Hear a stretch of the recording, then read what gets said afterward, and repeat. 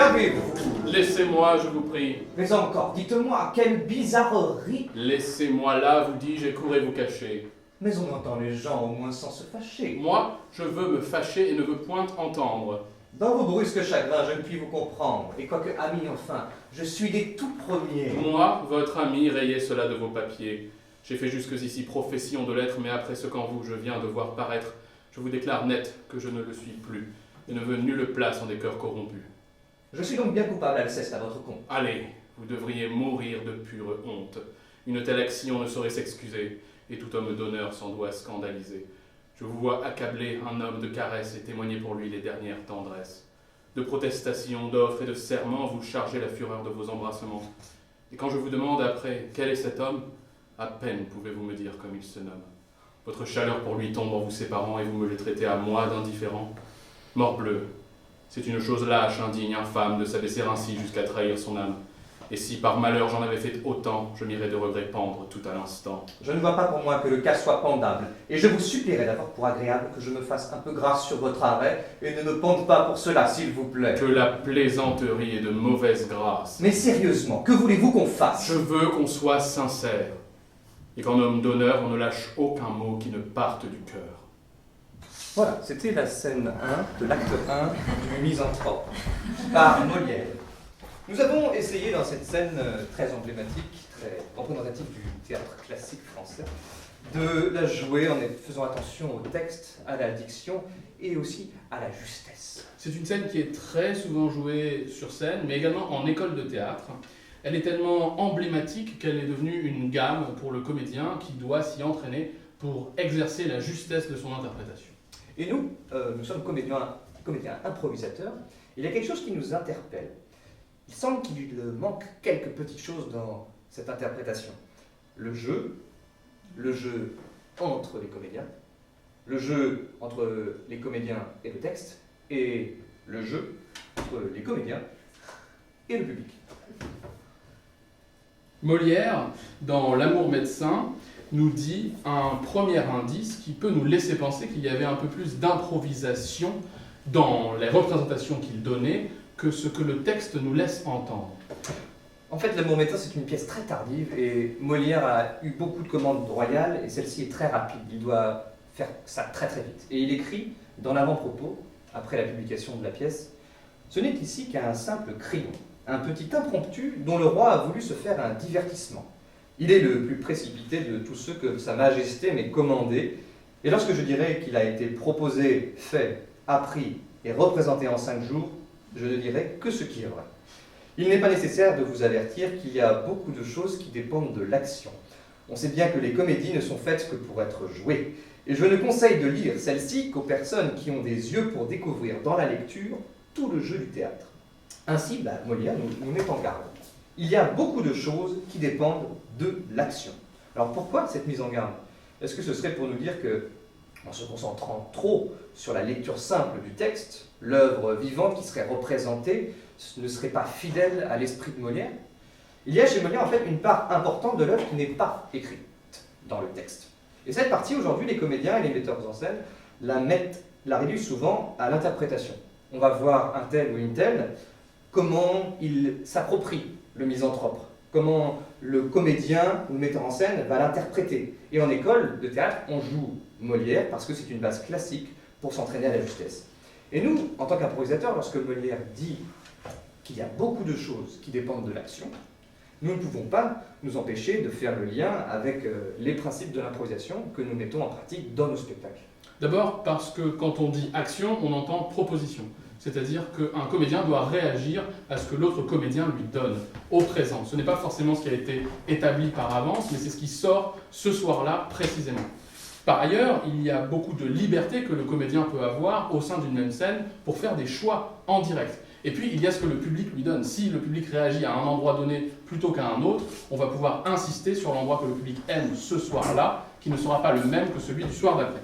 Donc, nous avons l'intuition que Molière avait cette connaissance, cette compétence en improvisation, et que son jeu était plus proche de l'improvisation que de l'interprétation. Ou du moins, qu'interprétation et qu'improvisation avaient une part égale dans le jeu chez Molière. Les mots « action » et « jeu » que Molière utilise sont deux indices qui vont nous permettre de mener une enquête sur l'improvisation chez Molière. En effet, chez Molière, le jeu et l'action vont de pair. Chez Molière, notre hypothèse est que le jeu est improvisation. Chapitre 1, sur la piste de l'improvisation. Revenons donc sur cette même scène du misanthrope que nous venons de voir. Est-ce qu'il n'y a pas déjà des indices qui nous montrent que ce qui était représenté à l'époque était beaucoup plus que le texte et qu'il y avait déjà un espace pour l'improvisation? Eh bien, on a une source contemporaine de Molière. C'est un critique qui s'appelle Donneau de Visé, qui nous a légué une lettre, la lettre écrite sur la comédie du misanthrope, écrite en 1667. Et Donneau de Visé nous dit: cette ingénieuse et admirable comédie commence par le misanthrope, le personnage d'Alceste, qui, par son action, fait connaître à tout le monde que c'est lui, avant même d'ouvrir la bouche. Donc on a un indice qui nous dit que Molière joue avant de parler. Il joue physiquement par son action. Et par ailleurs, on sait que Molière avait un jeu très grimacier. Donc avant la première réplique du misanthrope, il y a tout un espace de jeu que Molière s'appropriait. D'ailleurs, si on regarde le frontispice de la pièce du misanthrope, l'image qui est sur le texte imprimé, on voit Molière non pas à l'arrière de la scène, mais à l'avant de la scène. Et par ailleurs, le siège est également mis à l'avant de la scène. Pourquoi? Pour avoir un contact direct avec le public, pour qu'il profite de toutes ces grimaces. Molière commence assis dans le personnage d'Alceste, et il joue une bonne partie de la scène assis. Donc on va essayer de faire une autre version du misanthrope, qui serait peut-être un peu plus fidèle, on le croit, à l'esprit d'improvisation qu'il y avait chez Molière. Musique. Est-ce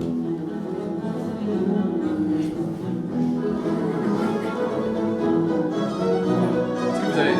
Pourquoi vous me regardez là? Qu'est-ce que vous faites chez moi? Sortez, rentrez chez vous.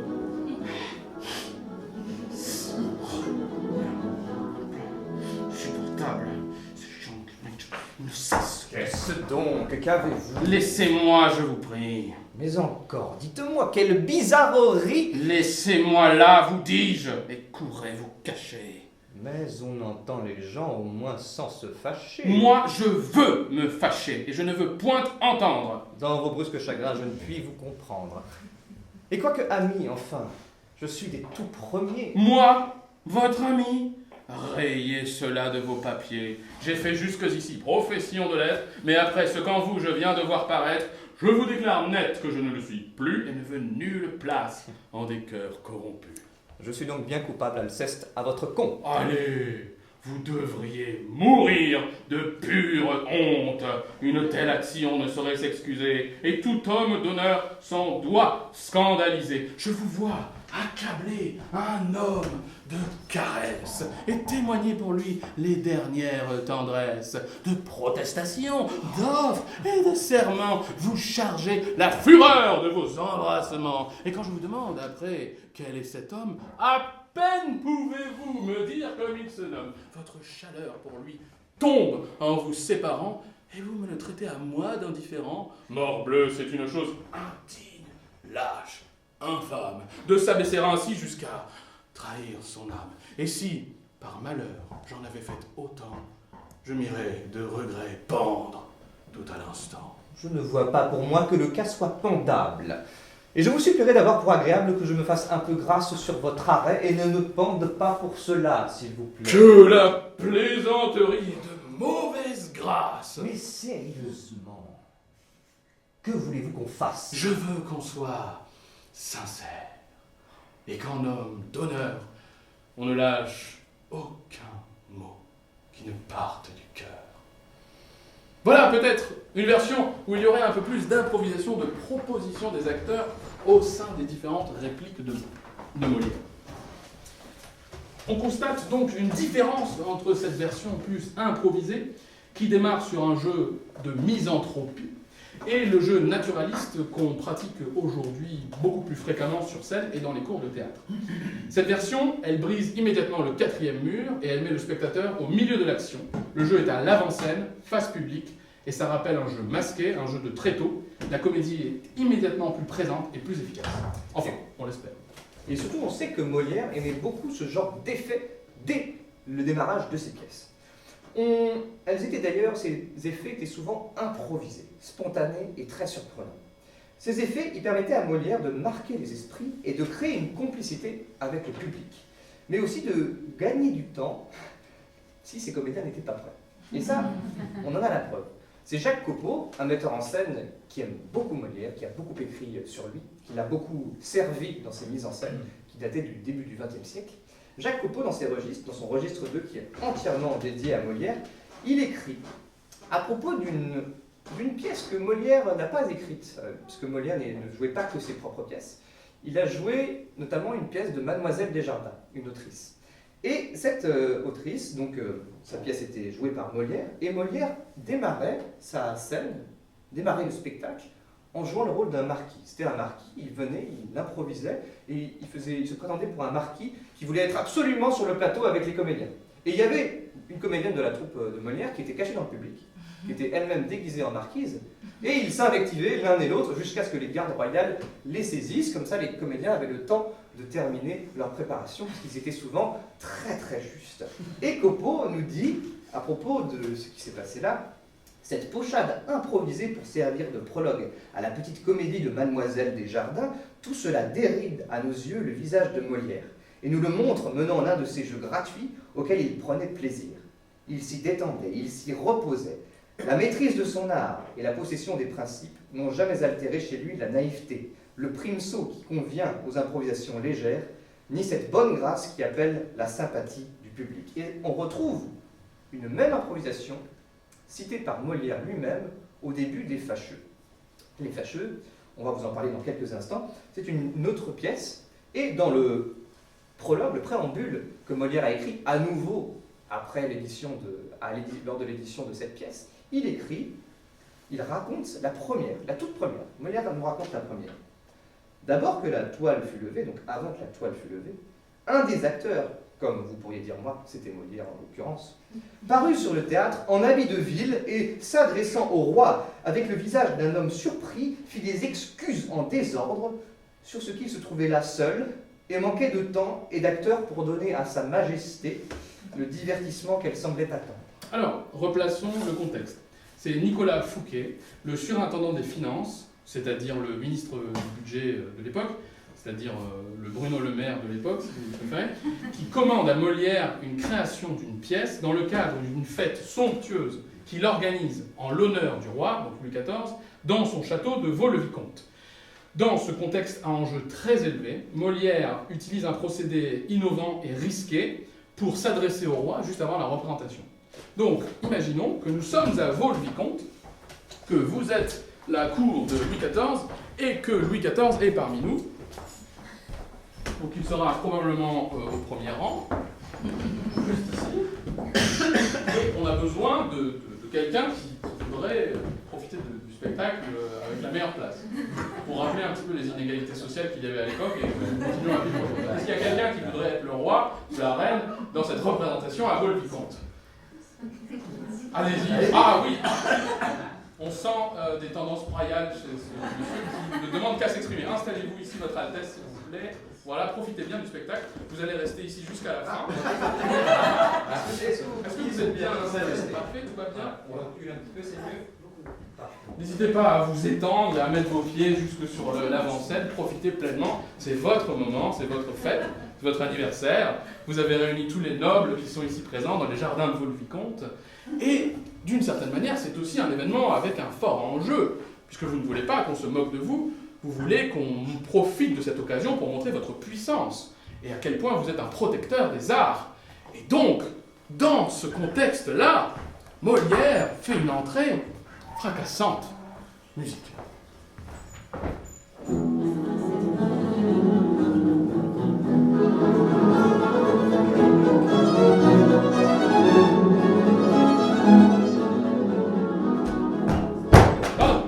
Excusez-moi, Votre Altesse, toutes mes excuses. Les comédiens ne sont... Pardon, joyeux anniversaire d'abord, bienvenue chez vous, quelque part, et d'une certaine manière, merci de nous avoir permis d'organiser cette fête somptueuse et d'y participer avec un petit impromptu, une petite pièce de théâtre de rien du tout, vraiment toute petite, vraiment, mais quoi, 3 fois rien que nous avons écrite pour vous, écrite, bon, c'est un mot un peu fort, elle n'a pas vraiment été écrite, d'ailleurs, je n'ai pas écrit la pièce, j'ai oublié, Je suis désolé, vraiment, je suis absolument désolé. On en a essayé de faire une improvisation, ça n'a pas trop marché. Et donc, l'autre problème qu'il y a eu, c'est que les comédiens ont eu une indigestion. Et du coup, là, c'est l'hécatombe derrière. Je suis absolument désolé. Tout le monde a des flatulences sans interruption. Et vous le voyez, la tente des comédiens est en train de gonfler et de prendre des proportions extraordinaires. Elle ne manque que de s'élever dans un instant. Je vais devoir intervenir. Par ailleurs, le dernier élément est que les costumes... Il n'y en a pas non plus. Donc bon, je suis seul, sans costume, sans texte, sans rien, et je ne peux pas donner à votre majesté le spectacle qu'elle mérite en cette journée. Je vous demande je présente toutes mes excuses, majesté. Vraiment, je suis désolé. Comment ai-je pu... Ah, cela n'était qu'un petit impromptu, majesté. Le spectacle va commencer. Je vous souhaite un très bon spectacle. Molière repart dans les coulisses. C'est le début des fâcheux. Le rideau se lève, avec une machinerie complexe, nous voyons des nuages, et Madeleine Béjart, une des actrices de la compagnie, sort d'une conque telle Vénus dans la naissance de Vénus de Botticelli. Elle est à moitié nue, elle apparaît sous la musique, et elle entonne les vers d'un poète célèbre de l'époque, Pélisson. C'est le prologue des fâcheux. La machinerie se range, et apparaît le comédien Lagrange, tout justement rentré dans la troupe de Molière, qui démarre la scène. Sous quel astre, mon Dieu, faut-il que je sois né pour être de fâcheux toujours assassinés? Il semble que partout, le sort me les adresse, et j'en vois chaque jour quelque nouvelle espèce. Mais il n'est rien d'égal au fâcheux d'aujourd'hui. J'ai cru n'être jamais débarrassé de lui. Et 100 fois, j'ai maudit cette innocente envie qui m'a prise à dîner de voir la comédie. Pensant m'égayer, j'ai misérablement trouvé de mes péchés le rue de châtiment. Il faut que je te fasse un récit de l'affaire, car je m'en sens encore tout ému de colère. J'étais sur le théâtre, en humeur d'écouter la pièce qu'à plusieurs j'avais ouï vanter. Les acteurs commençaient. Chacun a prêté silence. Lorsque d'un air bruyant et plein d'extravagance, un homme à grand canon est entré brusquement en criant « Oh là, oh ! Un siège promptement !» Et de son grand fracas, surprenant l'assemblée, dans le plus bel endroit la pièce troublée. Eh mon Dieu, nos Français si souvent redressés, ne prendront-ils jamais un air de gens sensés? Et je dis, et faut-il, sur nos défauts extrêmes, qu'en théâtre public, nous nous jouions nous-mêmes, et confirmions ainsi, par des éclats de fou, ce que chez nos voisins on dit partout de nous? Tandis que là-dessus, je haussais les épaules, les acteurs ont voulu continuer leur rôle. Mais l'homme, pour s'asseoir, a fait nouveau fracas, et traversant encore le théâtre à grands pas, bien que sur les côtés, il put être à son aise. Au milieu du devant, il a planté sa chaise. Et de son large dos, morguant les spectateurs, aux 3/4 du parterre a caché les acteurs.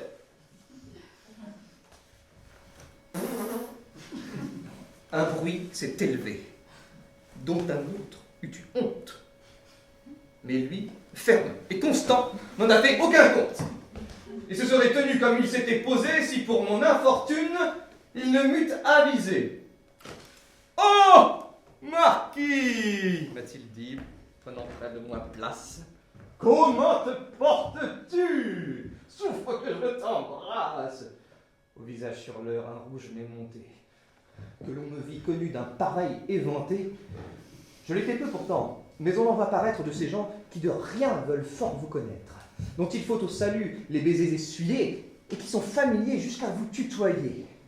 Il m'a fait à l'abord sans question frivole, plus haut que les acteurs, et levant ses paroles, chacun le maudissait. Et moi, pour l'arrêter, je serais, je dis, bien aise d'écouter. Tu n'as point vu ceci, marquis? Oh! Dieu me damne, je le trouve assez drôle. Et je n'y suis point âne. Je sais par quelle loi un ouvrage est parfait, et Corneille me vient lire tout ce qu'il fait là-dessus de la pièce, il m'a fait un sommaire. Scène à scène, averti de ce qu'il savait faire, et jusque à des vers qu'il en savait par cœur. Il me les récitait tout haut avant l'acteur. J'avais beau m'en défendre. Il a poussé sa chance, et c'est de vers la fin, levé longtemps d'avance. Car les gens du Bel Air, pour agir galamment, se gardent bien surtout d'ouïr le dénouement. Voilà également possiblement ce qui aurait pu se passer à Vaux-le-Vicomte ce jour-là.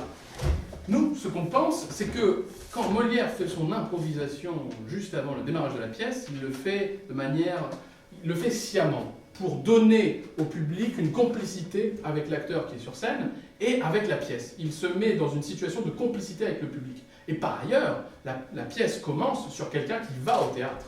Et dans sa présence au théâtre, l'acteur égrène tous les désagréments qu'on peut avoir quand on va au théâtre. Quelqu'un qui arrive en retard, quelqu'un qui fait du bruit, quelqu'un qui pète, quelqu'un qui vous raconte la fin avant la fin de la pièce, quelqu'un qui parle fort, quelqu'un qui prend de la place, quelqu'un qui dit qu'il connaît l'auteur, etc., etc. Et donc il continue à étirer cette complicité qu'il a donnée avec le public dès le démarrage de la pièce. Molière, sur cette tirade, il n'a pas le droit à l'erreur. Il faut être efficace. Il a un angle de tir parfait, le roi. Et là d'ailleurs, mon cher roi, vous pouvez tout à fait rester ici. Il n'y a aucun souci. Vous êtes le roi. Si vous voulez revenir, c'est comme vous voulez.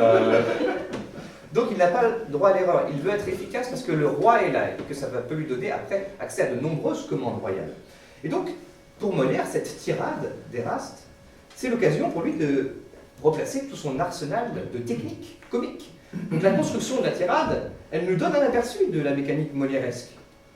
Personnage tiraillé par une émotion forte, ce qui permet un jeu grimacier, une situation de jeu qui donne toute sa place au jeu corporel et aux propositions spontanées du comédien, implication du public par la complicité, dont il y en a parlé, en citant des éléments où le spectateur va se reconnaître. Et pour cette pièce, pour Molière, cette pièce, elle est très très stratégique. Donc la commande royale va effectivement arriver après. Mais d'où vient cette confiance chez Molière pour la spontanéité, l'improvisation et la place du jeu du comédien, la place des propositions du comédien dans le texte? Pour ça, on va s'intéresser à l'histoire de Molière, à son parcours personnel et professionnel. Chapitre 2, l'histoire de Molière, improvisateur. Donc Molière, il fait son éducation à Paris. Probablement au collège de Clermont. Le nom n'existe plus maintenant, c'est le lycée Louis-le-Grand. Donc nous avons Paris, la Seine, l'île de la Cité, un poisson dans un poisson, on dirait. Et ici, c'est la maison de naissance de Molière, rue du Faubourg Saint-Honoré.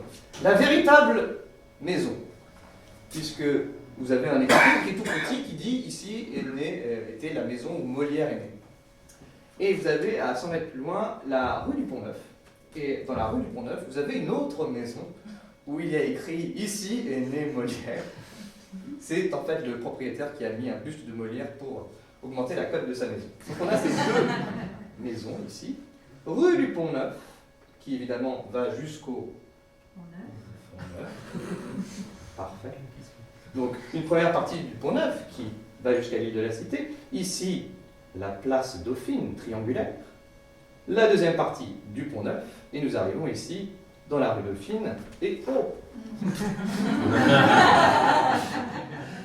le théâtre de Nesle.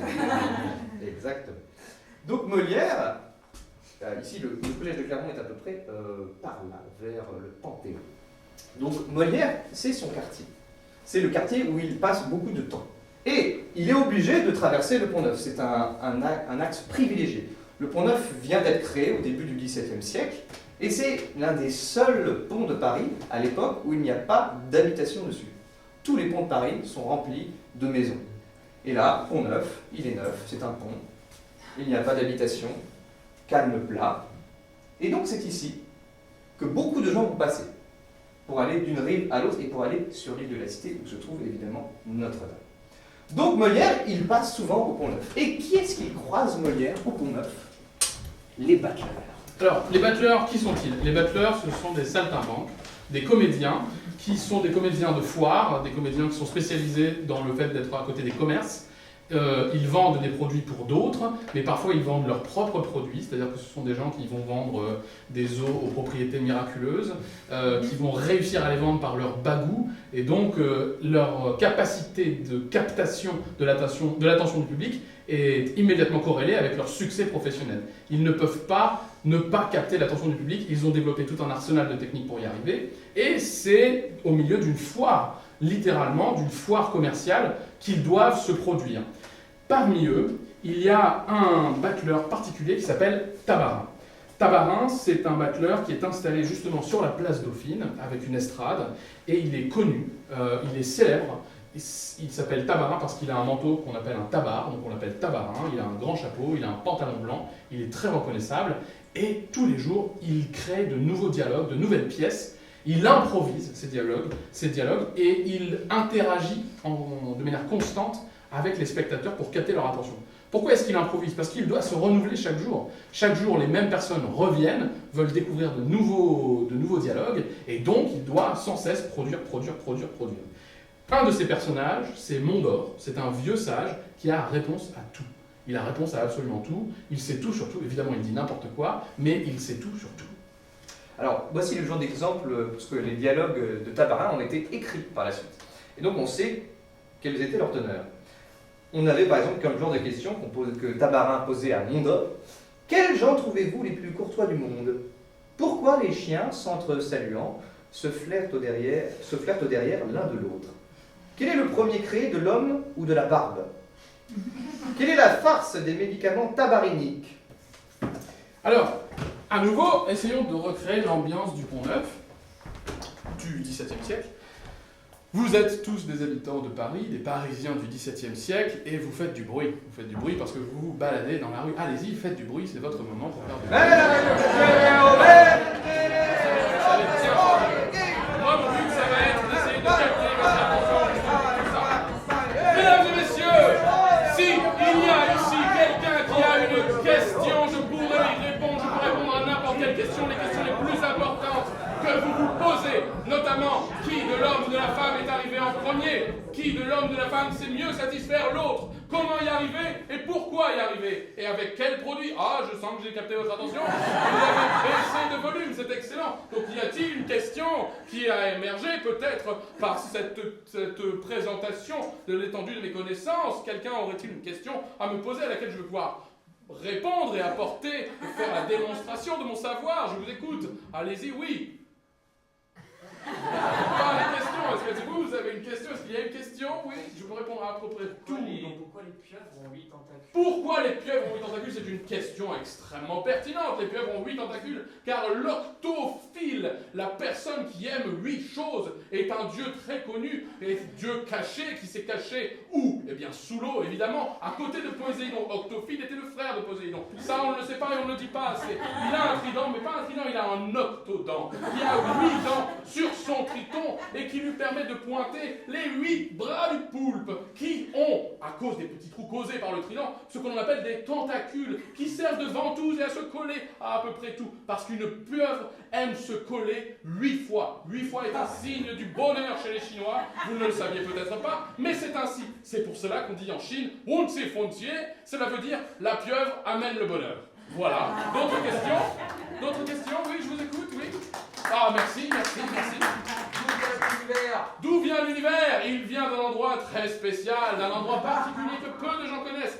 Des pieuvres elles-mêmes, effectivement, car la pieuvre se cache et trouve l'entièreté de l'univers en elle-même, avec ses 8 bras. Elle amène le bonheur, elle forme un cercle, de ce cercle émerge la vie qui est composée d'atomes et de molécules et de bactéries, et également de planètes et de trous noirs, car on sait que tous ces éléments correspondent entre eux pour créer ce qu'on appelle l'harmonie des planètes qui vivent tout autour de nous dans les étoiles du firmament. Saviez-vous que les planètes sont faites de gaz? Non, vous ne le saviez pas? Eh bien, je vous l'apprends. Elles sont faites de gaz qui brûlent sans arrêt, car l'âme des défunts est celle qui nous permet de tenir dans l'univers. L'âme des défunts brûle. Quand quelqu'un meurt, un gaz s'échappe. C'est ce qui fait brûler les étoiles. Vous ne le saviez pas? Eh bien, maintenant, vous le savez. Y a-t-il d'autres questions? Je suis à disposition pour y répondre. Et si vous avez aimé mes réponses, n'hésitez pas à prendre ma petite eau de vie qui a des vertus thérapeutiques et qui vous permettra de vivre plus longtemps et peut-être de rencontrer un poulpe qui vous donnera le bonheur. Merci.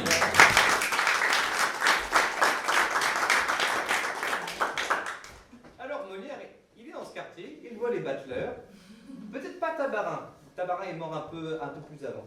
Et ce qui est sûr, par contre, c'est que Molière a été contemporain de la publication des dialogues de Tabarin. Et donc on lui a souvent reproché parfois d'avoir pris des idées chez Tabarin. Et c'est Boileau, le poète Boileau, qui 1 an après la mort de Molière, va écrire qu'il regrettait, pour la gloire de Molière, que celui-ci se soit montré trop ami du peuple, et qu'il ait trop fait volontiers grimacer ses figures. Et il a écrit ces vers suivants: « Quittant pour le bouffon l'agréable et le fin, et sans honte à Terence allié Tabarin. » Et Boileau conclut: « Dans ce sac ridicule où Scapin s'enveloppe, je ne reconnais plus l'auteur du misanthrope. » Pourquoi il nous dit ça, Boileau? Mais parce que, effectivement, Molière a récupéré quelques éléments de chez Tabarin. On le voit à différents endroits. Le sac dont Boileau parle, c'est le sac dans les fourberies de Scapin, où Scapin cache Géronte et le bain. Et on sait que sur la place Dauphine, Tabarin avait plusieurs scènes de ce genre-là, avec un sac. Donc Boileau voit là un emprunt direct à Tabarin. Et il pense que ça l'avilit. Mais Jacques Copeau vient à la rescousse. Et plusieurs siècles plus tard, écrit dans ses registres tout heureux, Tabarin ne fait pas de honte à Molière. Il est pour lui source de vie. Molière donne à Tabarin le style. Son goût du primitif et du vivant le garde de tomber jamais dans le littéraire. Donc on a cet emprunt de Tabarin du sac, mais on voit aussi dans les dialogues tabariniques, donc entre Mondor qui a réponse à tout et Tabarin qui pose des questions un peu naïves, on retrouve des mécanismes qu'il y a par exemple dans Don Juan de Molière entre Sganarelle, le valet, et Don Juan. Sganarelle pose des questions parfois un peu stupides et Don Juan essaye de lui répondre de manière docte et savante. Et on voit il y a des études qui ont été faites qui montrent qu'il y a carrément des expressions qui ont été reprises de Molière chez Tabarin. Alors, Molière s'inspire des battleurs, il s'inspire des battleurs dans le style de jeu, il s'inspire des battleurs dans le jeu de tréteau, dans le jeu masqué également, il s'inspire dans le texte et dans les personnages. Donc, on a évidemment aussi une inspiration liée à l'improvisation. Il est admiratif, on le pense, de cette capacité d'à-propos, de bagou, de capacité à avoir toujours réponse à tout qu'ont les battleurs. Et il s'en inspire tous les jours puisque possiblement il traverse tous les jours le Pont-Neuf, les croise et reste admiratif devant ces battleurs. Il y a, après les battleurs, une deuxième source d'inspiration très très importante chez Molière qui sont les comédiens italiens. À l'époque, les comédiens italiens, ce sont les acteurs de la Commedia dell'arte qui jouent à Paris. Et parmi eux, il y en a un qui s'appelle Scaramouche, qui est très connu. Et Scaramouche, sur son épitaphe, sera écrit d'ailleurs qu'il a été le maître de Molière, que Molière a été son élève. Il ne l'a pas été directement, il n'y avait pas d'école Scaramouche où Molière allait et apprenait des cours. Mais Molière voyait Scaramouche jouer. Et il jouait en alternance au Palais Royal, un soir sur deux. C'était Molière et les Italiens. Et donc Molière voyait les Italiens pour qui ça marchait très très bien. Donc il était familier de son jeu. Et chez les Italiens, il y avait quelque chose qui fonctionnait très bien auprès du public. Ils parlaient italien, et le public parisien venait quand même en masse, ne comprenait rien de nos histoires, mais était surpris par ce jeu des comédiens. On a un autre Italien, Dario Fo, qui est un de nos contemporains, qui a écrit dans Le gai savoir de l'acteur « Le souci de briser le 4e mur était déjà une idée fixe des comédiens dell'arte. Molière lui-même avait conçu de renouveler le théâtre français à partir de l'intuition vraiment révolutionnaire des hommes de théâtre italiens. À partir de son expérience du milieu des comédiens dell'arte, il avait compris qu'il était important d'impliquer corporellement le spectateur. Il avait commencé par déplacer la scène vers l'avant. Cet espace s'appelle d'ailleurs l'avant-scène, et c'est là que Molière fait avancer tous ses acteurs. » Alors Dario Fo, qui est un expert de la Commedia dell'arte, nous confirme l'intuition qu'on avait, qui est que Molière jouait plutôt à l'avant de la scène, très face publique, pour profiter pleinement des grimaces de Molière, mais également par une astuce qui permettait de capter immédiatement le spectateur et de le mettre au cœur de l'action. Pour comprendre l'influence des Italiens chez Molière, il faut comprendre comment les Italiens pratiquaient le théâtre. il faut comprendre que la commedia dell'arte, et en particulier son fonctionnement, reposait sur des méthodes, à savoir le canevas et le lazzo. Le canevas, c'est la structure de l'histoire qui peut être très très simple. En 4 phrases, on peut résumer un canevas de commedia dell'arte. Le lazzo, c'est une pique, c'est une plaisanterie, c'est un jeu. Et les lazzo, pour le coup, c'était vraiment transmis de comédien en comédien, c'était rattaché à un personnage, il y avait une expertise du lazzo, certains étaient experts dans certains lazzo et pas dans d'autres, dans certains lazzi et pas dans d'autres, et ils se les passaient comme ça de comédien en comédien, et c'était vraiment la marque de fabrique qui faisait qu'ils étaient des professionnels. Alors, on se demande un peu comment on peut les caractériser, ces lazzo, et qu'est-ce qui fait que ici on va trouver un lazzo chez Molière ou pas. C'est assez difficile à dire, mais on a certains experts universitaires qui ont essayé de les définir. Alors, comment ils les définissent? Ils les définissent de plusieurs manières. Enfin, ils ont plusieurs critères. Premier, c'est qu'un lazzo, c'est digressif. C'est-à-dire qu'un lazzo, c'est quelque chose qui n'apporte rien à l'histoire. On peut faire un lazzo et revenir à l'histoire juste après. C'est mobile, c'est-à-dire qu'un lazzo peut être mis à différents endroits du texte et ça ne changera pas la nature de l'histoire. C'est ostentatoire, c'est-à-dire que pendant la durée du lazzo, on ne voit plus le personnage et on voit le comédien, on voit sa virtuosité technique. C'est corporel, c'est toujours associé à des éléments corporels, ou alors si c'est verbal, ça va être dans la rythmique et dans la virtuosité de l'articulation ou du débit. Et enfin, c'est comique, c'est toujours drôle, et c'est efficace, ça marche. C'est pour ça que les comédiens s'en servent. Et surtout, c'est la spécificité donc, de ces comédiens de la commedia dell'arte, au XVIe et au XVIIe. Ils sont les premiers comédiens véritablement professionnels. Ils commencent déjà, au sein de la commedia dell'arte, à se répartir des types de rôles. Tout le monde ne joue pas tout et n'importe quoi. Il y a des rôles, les acteurs qui font les rôles de pantalone, avec le masque qui correspond. Chacun a son emploi. Et c'est là où un premier professionnalisme au sein du théâtre va naître. Et les lazzi sont au cœur de ça, puisqu'ils vont se transmettre comme un artisanat de comédien en comédien. Ils vont pouvoir passer les siècles. Et donc, chez les comédiens italiens, on privilégie l'azione, c'est-à-dire l'action, à l'histoire. Et là, on retombe sur le mot de Molière, l'action, le jeu, qui est privilégié par rapport au texte. Donc il y a vraiment une continuité entre Molière et les Italiens sur leur rapport à l'histoire. Et chez les Italiens, il y a des dizaines et des dizaines de lazzi différents, et peut-être que vous reconnaîtrez certains d'entre eux quand je vais les dire dans des textes de Molière que vous connaissez peut-être, mais voici une tentative de typologie. Lazzi d'acrobatie, lazzi de bastonnade, lazzi de soufflet et de coup, lazzi de mime, lazzi d'habillement ridicule, lazzi d'imitation, lazzi de peur, lazzi de menace, lazzi de pleurs, lazzi de jalousie, lazzi d'embarras, lazzi de fanfaronnade, lazzi de soupçon, de répétition, de langage ridicule, de raisonnement ridicule, d'interruption permanente, d'adresse au public, de sentiments contradictoires, de quiproquos, de lazzi de nuit, lazzi de distraction, lazzi d'accessoires. Beaucoup de lazzi.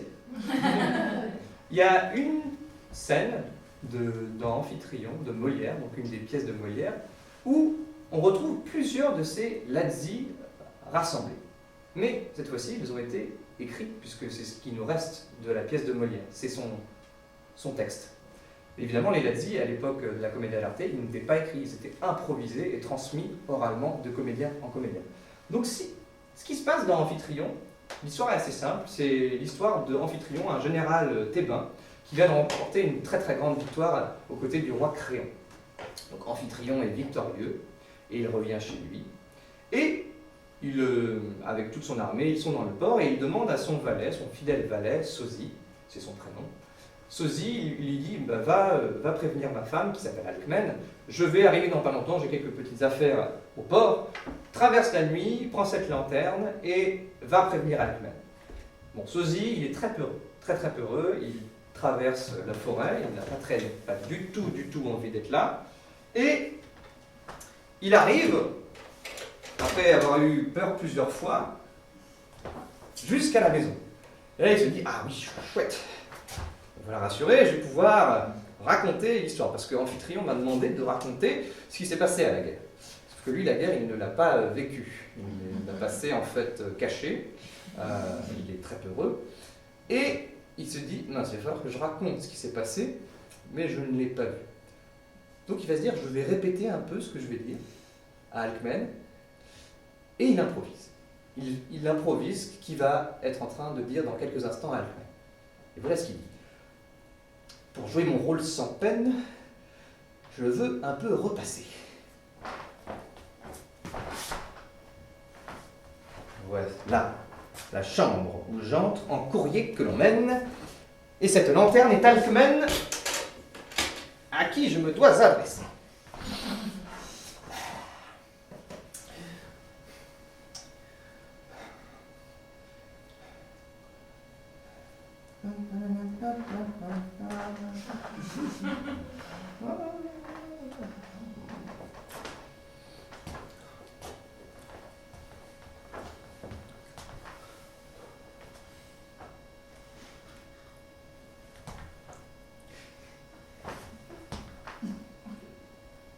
Madame,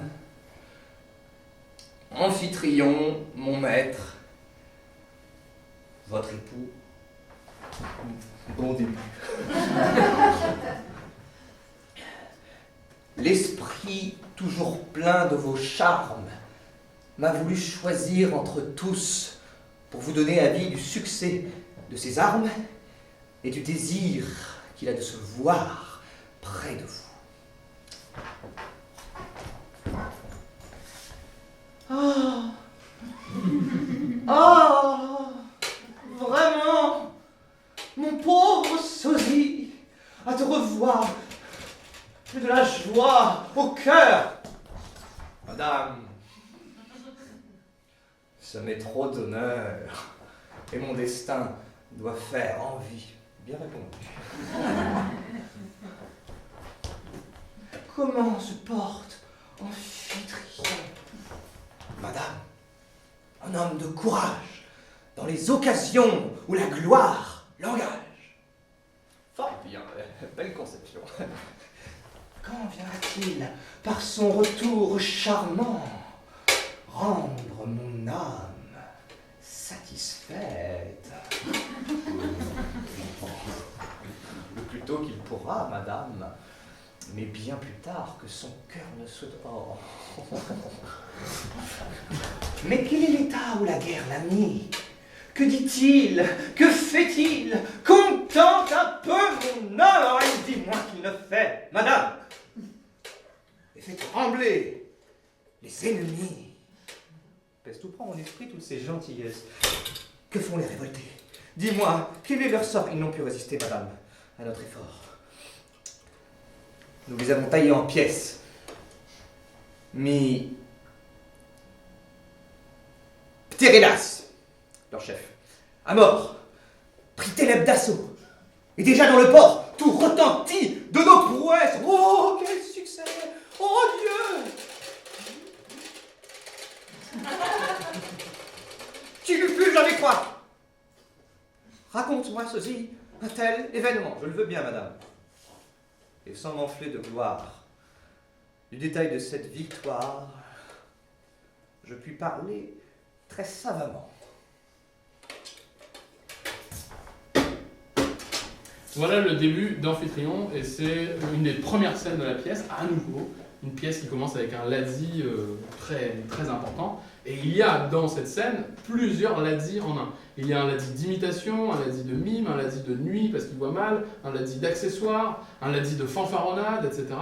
Donc, dans cette scène, où à nouveau Molière doit être efficace, qu'est-ce qu'il fait? Il met un maximum de techniques comiques qu'il connaît, qu'il a vues chez les Italiens. Si on prend une autre pièce, par exemple, Les Précieuses Ridicules, c'est quasiment toute la deuxième partie de la pièce qui est basée sur des ladzis.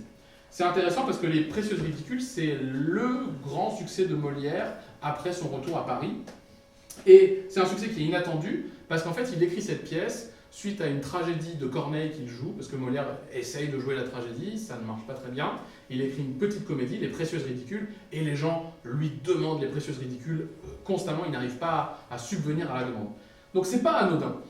Le gros succès de Molière, il vient d'un jeu à l'italienne. Et Molière, il était très entrepreneur. Il l'était déjà très concrètement, puisqu'il était, par sa famille, il a reçu la charge de décorateur de la chambre du roi, qui est très importante, qui lui demande beaucoup de responsabilités. Donc il doit en fait décorer la chambre du roi, trouver tous les jours de nouvelles choses pour que le roi se sente à son aise. Mais c'est aussi en tant que chef de troupe que Molière il exprime sa capacité d'innovation. Donc avec Les Précieuses Ridicules, qui est son premier grand succès, il se fait en fait commentateur de la vie mondaine. il inscrit son intrigue chez les contemporains. En fait, il tend un miroir à son public qui se retrouve chez ces précieuses. Le public de Molière ne parlait pas forcément comme les précieuses ridicules, qui en fait ampoulent énormément leur manière de parler, mais le public était très au courant de ces livres, de cette littérature précieuse qui était très très fréquente et que tout le monde lisait à cette époque-là et que parfois certains trouvaient ridicule, et Molière le premier. Donc, pour le public qui fréquente les salons littéraires, ça parle énormément des précieuses ridicules. C'est comme s'il truffait sa pièce de référence à l'actualité. Ouais, complètement. Il met des éléments que tout le monde connaît, tout le monde va faire « Ah, mais je connais ce truc-là ». Molière, on lui demande énormément de choses et il est capable de réagir aux envies des spectateurs. Dans Les Fâcheux, qu'il joue à Vaux-le-Vicomte, donc le roi est là, et selon la légende, à la fin des Fâcheux, donc à la fin de cette pièce où en fait Éraste, le personnage qu'on a vu au début, qui fait sa tirade, essaye tant bien que mal de parler à Orphise, la femme qu'il aime, il essaye de lui parler, à chaque fois il y a un fâcheux, un déplaisant qui l'empêche. Et toute la pièce, c'est ça. Et c'est d'ailleurs Molière qui jouait la plupart des fâcheux. Il changeait de costume et il faisait tous ces importuns. Je crois qu'il jouait 6 ou 7 rôles dans la pièce. Et donc Éraste n'arrivait jamais à parler à Orphise. Et en fait, ça, c'était un lazzi. Il y avait un lazzi dans la Commedia dell'arte qui est le lazzi du fâcheux. C'est le même principe, c'est quelqu'un veut faire quelque chose et quelqu'un d'autre l'empêche de faire ce qu'il veut et ça peut s'étirer. Et Molière, en fait, a repris ce lazzi et l'a étiré sur toute une pièce. Et à la fin de la pièce, il a dressé déjà le portrait de pas mal de fâcheux, mais le roi dit « Merci, bravo, c'était vraiment très bien. Mais vous avez oublié un fâcheux !» Et le roi aurait, selon la légende, pointé quelqu'un dans le public en disant « Le voici !» C'était un chasseur qui embêtait beaucoup le roi. Et ce qui est vrai, pour le coup, là on en est sûr, c'est que Molière a réécrit une partie de sa pièce et a intégré le fâcheux, le chasseur. Donc maintenant, dans les fâcheux, vous avez un chasseur, et c'est le roi qui l'a demandé, et Molière, tout de suite après, à la deuxième représentation, l'a intégré. Donc on avait une capacité de Molière à intégrer les envies et les désirs du public dans ses propres scènes. Molière, c'est un chef de troupe, c'est aussi un producteur, et il doit produire rapidement. D'abord pour innover, ensuite donc pour capter l'attention, pour se démarquer, mais ensuite pour réagir aux choses qui marchent moins bien, pour les mettre de côté et passer très vite à quelque chose qui fonctionne, mais aussi pour coller à la commande royale et pour coller à l'actualité. Il faut imaginer qu'à l'époque, il y a 3 grandes troupes qui se bataillent la scène parisienne, et dès qu'il y a une sortie, souvent la troupe fait une autre sortie, la troupe d'en face fait une autre sortie sur le même thème pour bien les concurrencer, et donc Molière il doit constamment produire des pièces pour rester le plus innovant possible. Et dans ce contexte-là, c'est assez difficile d'imaginer Molière avec sa plume à la table, en train de dire sur quoi je vais bien pouvoir écrire, etc. Non, Molière, on pense, c'est notre hypothèse à nouveau, qu'il écrivait, comme on pourrait dire aujourd'hui, il faisait une écriture de plateau. C'est-à-dire qu'il réunissait ses comédiens et il leur disait voilà le thème, voilà les grandes lignes des personnages que vous allez jouer, maintenant improvisez et je vais noter les bonnes idées, la structure des scènes qui m'intéressent et je vais les replacer et les réécrire dans un deuxième temps. D'ailleurs, il y a une pièce de Molière qui s'appelle L'Impromptu de Versailles, où Molière se met lui-même en scène devant ses comédiens. Et alors évidemment c'est peut-être glorifié, mais on pense quand même qu'il se basait sur un substrat de vérité à ce moment-là, et il s'adresse à ses comédiens. Ces comédiens se plaignent parce qu'ils n'ont pas le texte, ils n'ont pas eu le texte et ils n'ont pas eu le temps de l'apprendre. Et Molière lui leur dit, et il parle des répliques, il leur dit « Vous les saurez, vous dis-je, et quand même vous ne les sauriez pas tout à fait, pouvez-vous pas y suppléer de votre esprit, puisque c'est de la prose et que vous savez votre sujet ?»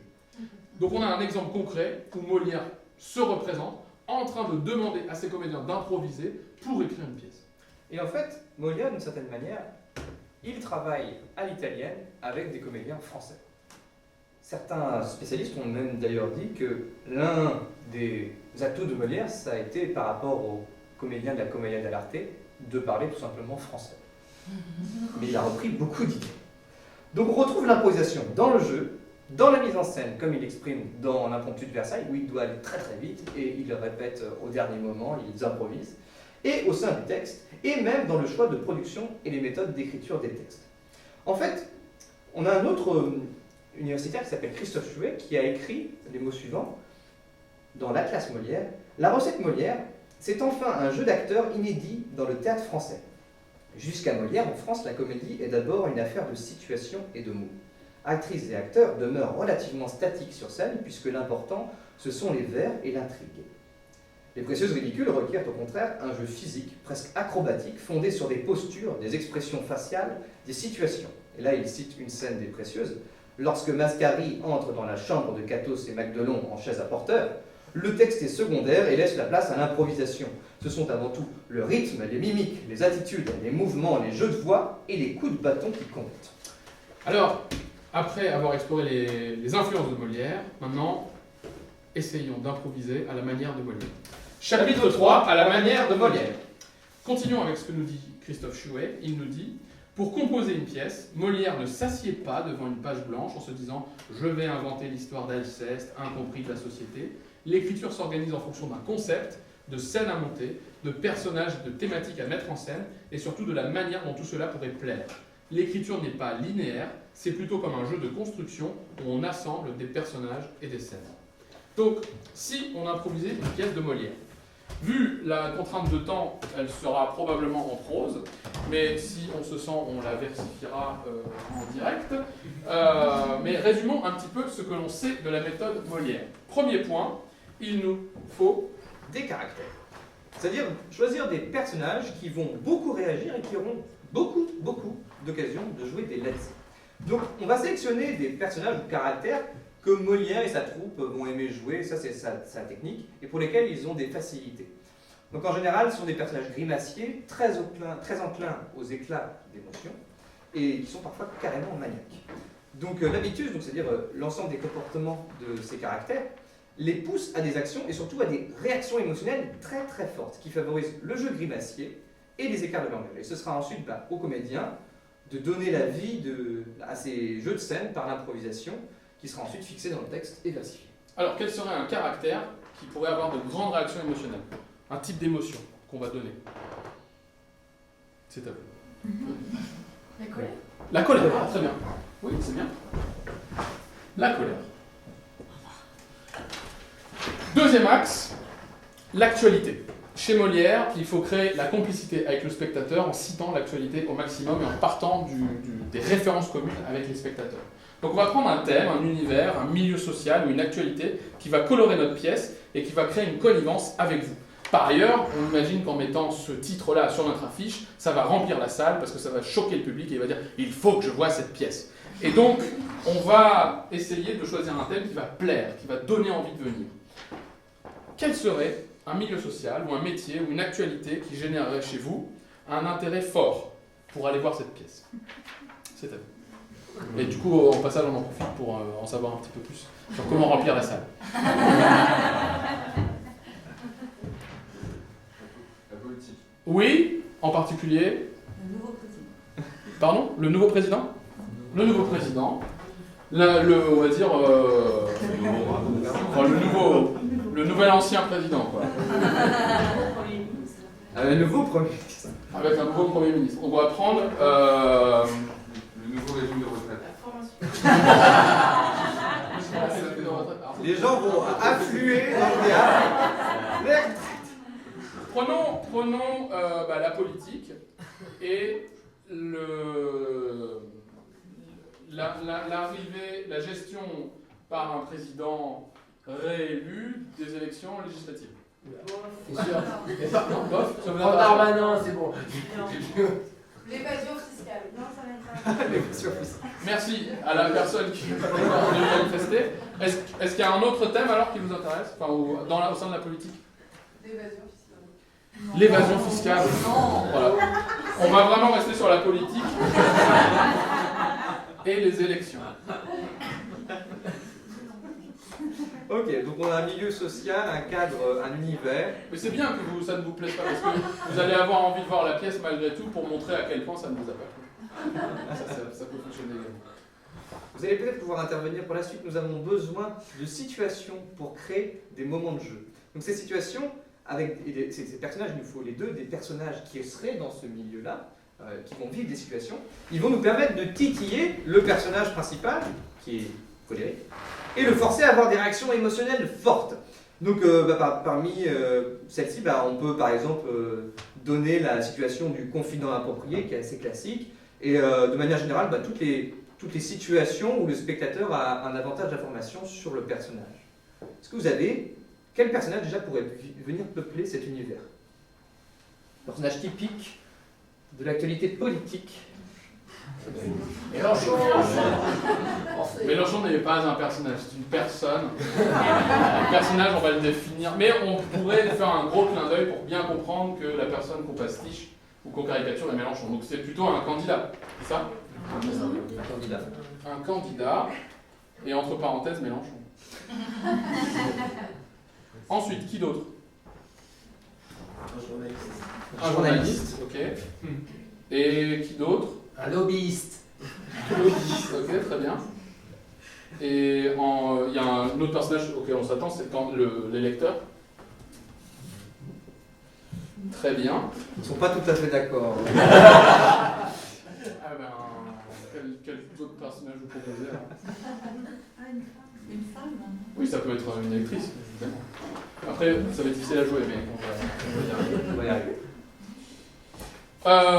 et enfin, quelle combinaison de personnages pourrait-on organiser pour créer un maximum d'effets comiques? Qui on veut faire rencontrer? Qui est qui? Candidat électeur. Candidat. Le candidat et l'électeur, oui. Et qu'est-ce qui va se passer qui va être drôle? Parce qu'il faut être drôle. C'est une divergence. Pardon? Divergence d'idées. Une divergence d'idées. Un sous-doigt. Un sous-doigt. Ok, ça c'est très drôle. La corruption c'est drôle. C'est vrai. Quoi d'autre? Quel autre binôme pourrait-on explorer? Le lobbyiste et le... Et le candidat. Ah, journaliste? Lobbyiste journaliste? Lobbyiste candidat. Et il va y avoir encore du soudoiement. C'est vraiment un thème central. Relation amoureuse. Ah, amoureuse. Le candidat est amoureux de la lobbyiste. Ah. C'est parfait. Ok, donc là on a au moins deux situations qui vont nous intéresser. Et enfin, on va essayer de placer quelques lazzi, quelques jeux de scène. Donc parmi les lazzi qu'on avait listés, On a si vous vous en souvenez évidemment, le lazzi d'acrobatie, d'habillement ridicule, d'imitation, de peur, de menace, de mime, de soufflets et de coups, de pleurs, de jalousie, d'embarras, de fanfaronnade, de soupçons, de répétition et de cérémonie, de langage ridicule, de raisonnement ridicule, d'interruption permanente, d'adresse au public, de sentiments contradictoires, de quiproquos, scène de nuit, lazzi de distraction, lazzi d'accessoires. Je les répète. pardon, oui. Combien de temps? 2. Soupçon. L'Asie de soupçon. Très bien, ça soupçon. Ok. Et quoi d'autre? L'acrobatie. L'acrobatie. Très bien. Très bien. C'est très bien. Bah, on a tout ce dont on a besoin. Et il nous faut un titre, il faut imaginer un titre. Alors on rappelle un petit peu les grands titres de Molière. Il y a les titres qui sont des successions d'actions comme Les fourberies de Scapin ou Les fâcheux. Il y a les titres qui décrivent une histoire comme L'école des femmes ou le médecin amoureux. Ou il y a des titres comme le personnage, c'est-à-dire Tartuffe, le misanthrope, etc. Donc là, on a le politique, on va mettre le candidat au centre, j'imagine. Donc c'est le candidat colérique. L'insoumis? L'insoumis. L'insoumis ou le candidat colérique. Oui. Oh. L'insoumis de Versailles. L'insoumis ou le candidat colérique.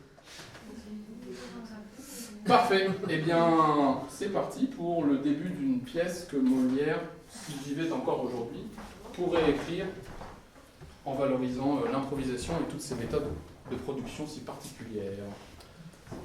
Musique.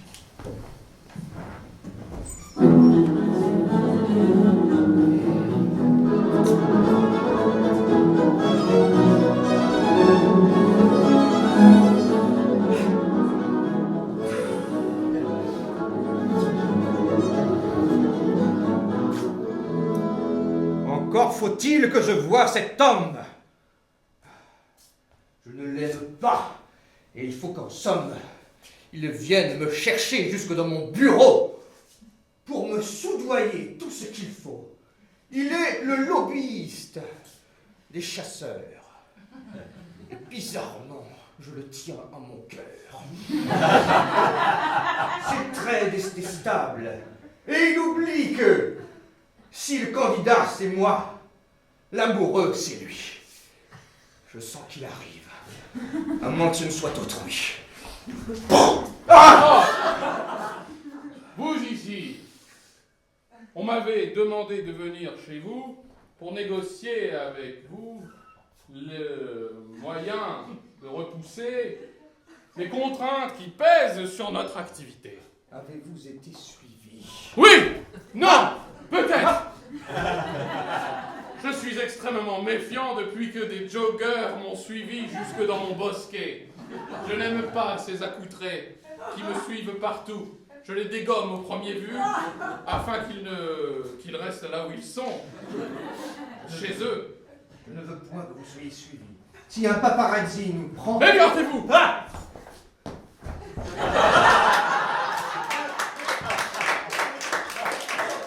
Ah! Le voilà tué! Ah! Il n'a pu me voir. Il n'y a plus de danger. Je crois que j'ai dézingué vos 2 assistants parlementaires. Mais cela saurait bien vous plaire. Où avez-vous tiré? Sur le buste? L'avez-vous traversé? C'est illustre. Oui, je vous vois un peu trop approché de ma personne, et cela réveille en moi l'envie De Perséphone. Oui, je suis tout à vous. Moi, votre candidat. Et Négligez moi, mon courroux, je suis certes en colère. Et j'ai peur. je sens que j'ai trouvé comment vous plaire. Et vous, insoumis que vous êtes, je vous demande de faire passer dans vos textes une mesure qui protégera les possesseurs d'armes tels que moi. J'ai beau être insoumis, je n'en suis pas poète. Et je voudrais pour cela que de vos habits immédiatement vous cachiez tous de suite ceci empressement. Je ne Dans le ce ferai placard, point. libérez-vous d'eux. Ce Soyez fusil à fait moi. partie de moi. C'est une extension de mon corps. Si vous l'aimez, et si vous m'aimez, aimez-nous ensemble. Ah, au Moi diable et le moi. fusil! Ce n'est pas celui dont je parle. Je veux voir celui qui me rendra affable. Cette Tout de suite. arme-là se mérite. Ah, diable! Personne du fou fiefé. Enlevez tout de suite vos habits. Je veux vous voir ma moitié. Si vous le voulez, alors signez cette proposition de loi qui, par ces exécutions, vous obligera à protéger ma profession. Je vois là quelque entourloupe. Ne me fais pas faire. Je vais observer de suite tout ceci à la loupe. Signez et je vous donne un baiser. C'est là une habile manière de réclamer ce qu'on veut de son âme frère. Mais je sais que depuis longtemps, j'ai tout fait pour vous plaire. Alors signez, signez et avançons vers un pays qui protégera les gens tels que moi. Prouvez-le-moi de suite. Je veux d'abord vérifier qu'aucune personne n'est à ma suite. Il n'y a personne. Déshabillez-vous. Soyez ma personne.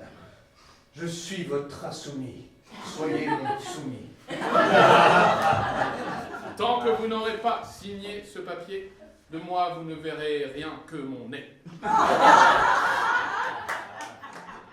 Scène 2.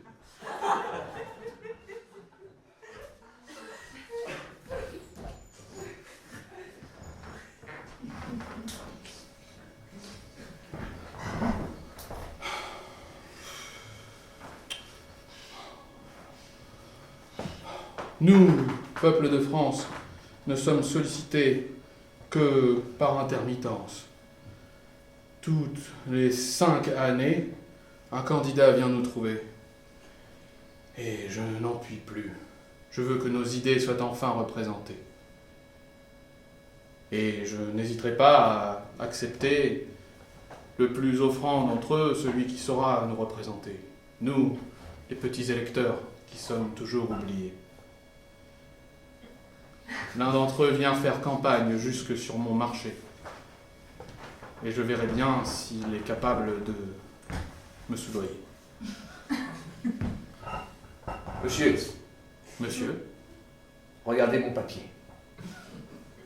je le vois. Vous trouverez ici des mesures pour vous plaire. Cela commence, pour y regarder derrière, par le SMIC à 1400 € bien net. Ensuite, les impôts pour cette partie bien faite. Et là, vous verrez, choisi par mes soins, de beaux candidats dont j'aurais pris le soin. Je vois ça, mais je trouve que 1400 € ne suffiront pas à me rendre gros. Il faut donc que vous montiez le chiffre sur votre papier pour atteindre un montant qui me saurait gré. Allez jusqu'à 2000, et ma voix vous aurez. Je ne puis faire plus. Ce serait trahir mes électeurs. Mais vous nous trahissez déjà bien souvent. Qu'est-ce qu'une trahison de plus pour vous, sale feignant? Blanc. Vous alliez dire blanc. Non, J'en pas du suis tout. sûr, je sais. Oui. Nous, les racisés, nous ne trouvons de grâce que chez les insoumis. Et il nous faut gagner notre bataille politique qui nous permettra de revendiquer notre autonomie. Alors, vous, espèce de sale blanc, vous n'avez qu'à faire passer les idées que nous aimons. Mais pour qui vous prenez-vous? Qui oubliez? Moi? C'est moi? Vous m'oubliez moi? Raciste! Moi, raciste? Raciste!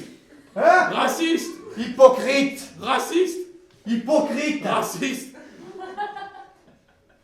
Le débat est fini. Oui, c'était un bon débat. Revenez tout de suite ici. Ah, que voulez-vous encore? J'ai beau être blanc. Je n'en suis pas moins homme. S'il vous plaît, prenez compte de ma personne.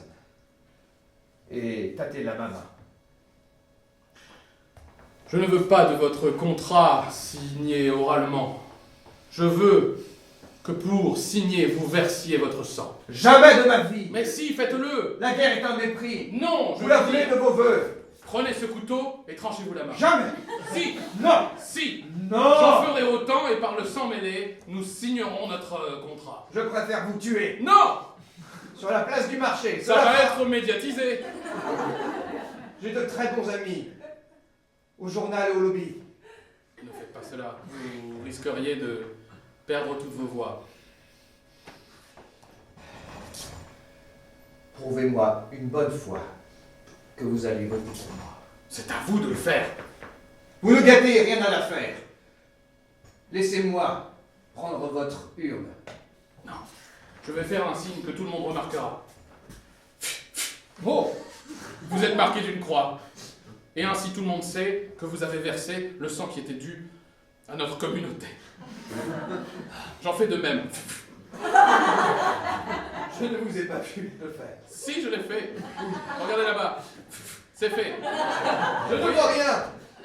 Je suis tatoué. Vous vous moquez de moi. Non, certes pas. L'imbécile croit que nos coutumes nous obligent à nous mutiler. Mais il ne connaît rien de notre communauté. J'ai tout entendu. Le public est là. Si vous vouliez vous adresser, c'est par là qu'il fallait vous retourner. Rentrez chez vous, nous ne voulons pas de vous ici. Vous n'avez pas réussi à nous soudoyer. À la prochaine, je reviendrai. Ministre, je serai.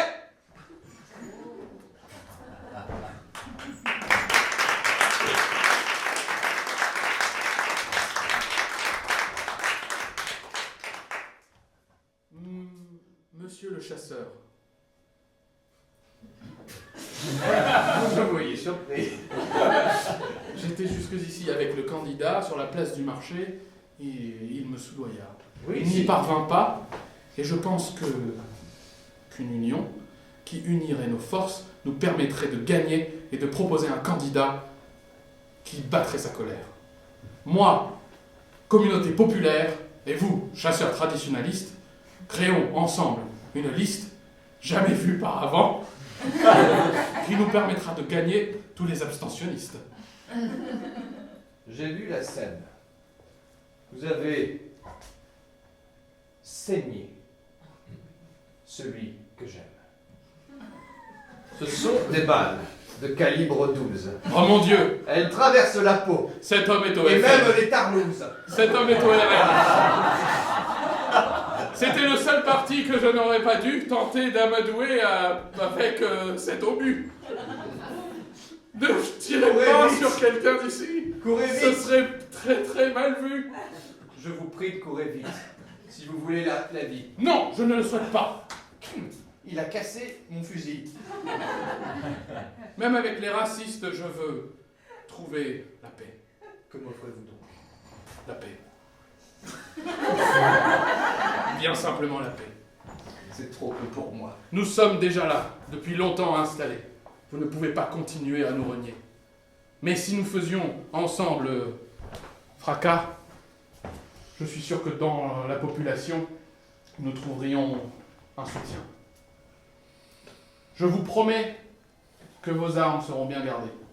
En échange, promettez-nous de vivre en paix. Je veux bien tirer alors, seulement un coup sur 10. Tirez-le vers le ciel, cela vaudra mieux. Et j'ai entendu dire que vous aviez un amoureux. On dit cela, c'est vrai.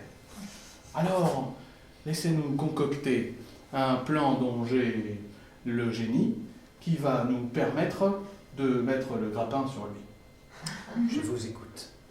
Cachons-nous, il arrive.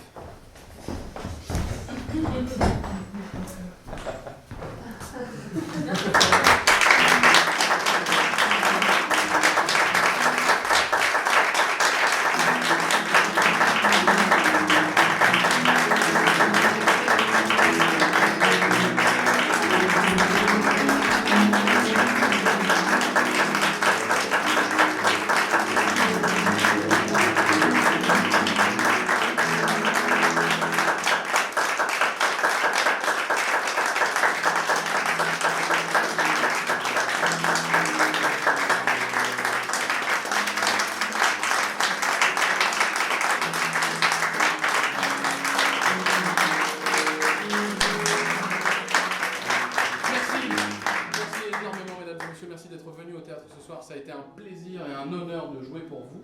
C'est une pièce que nous avons, enfin un spectacle, enfin une conférence, enfin un truc, un ovni que nous avons créé à la demande du Théâtre de Nesle pour la Semaine Molière, cette conférence sur la place de l'improvisation chez Molière.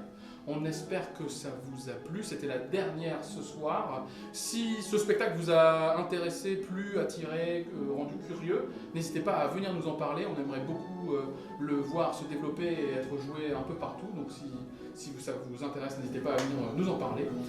On remercie énormément le Théâtre de Nesle de nous avoir permis de créer ce spectacle, ici dans le cadre de la Semaine Molière. Il y a encore de nombreux spectacles, des pièces, des lectures de pièces, des lectures intégrales des œuvres de Molière. Il y a la critique de l'école des femmes, qui sera jouée samedi et dimanche, et il y a l'Avare vu par un japonais, qui est une pièce également atypique qu'on vous encourage à aller voir. Voilà. On remercie Léonidas, notre régisseur son et lumière, vous pouvez l'applaudir.